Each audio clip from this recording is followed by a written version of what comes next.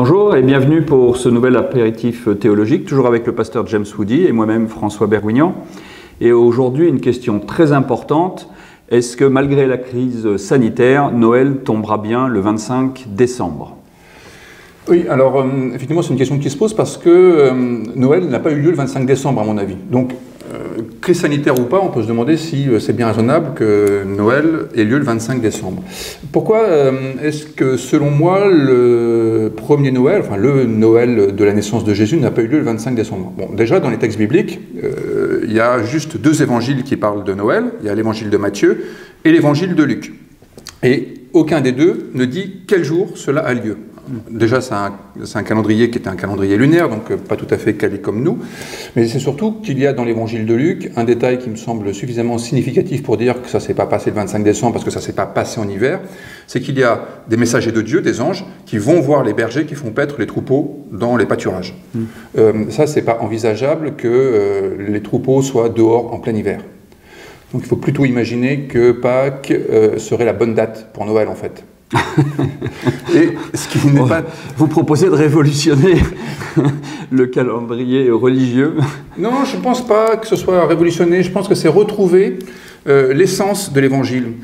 Il y avait de toute façon dans l'Antiquité cette idée selon laquelle les grands personnages mouraient le jour de leur naissance. Et que Jésus meurt à Pâques est cohérent s'il est né à Pâques. Et Pâques, c'est quand même le printemps, c'est la vie qui jaillit, etc.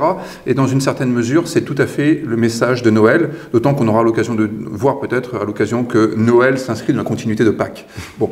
Mais c'est devenu une fête le 25 décembre parce que c'est le jour où la lumière commence à l'emporter sur les ténèbres. Oui, le jour le plus court et la nuit la plus longue. C'est ça.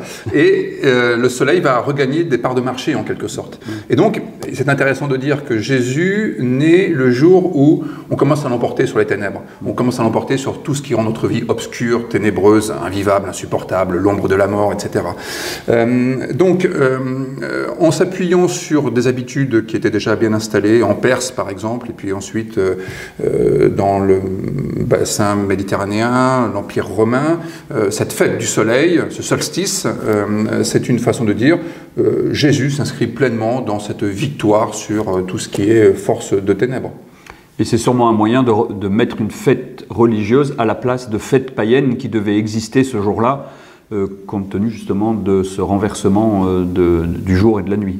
Oui, je crois qu'il y a aussi cette idée selon laquelle il est toujours bon d'avoir des fêtes à célébrer dans des moments qui ne sont pas forcément très faciles. Et l'hiver, au fond, n'est pas la meilleure période de l'année parce qu'on manque de soleil et du coup, le moral n'est pas au plus fort. Et je trouve qu'il y a une sorte d'exigence à fêter Noël alors que c'est épouvantable. Je me souviens très précisément quand j'étais pasteur à Avignon, en Provence, il y avait les inondations souvent à l'automne.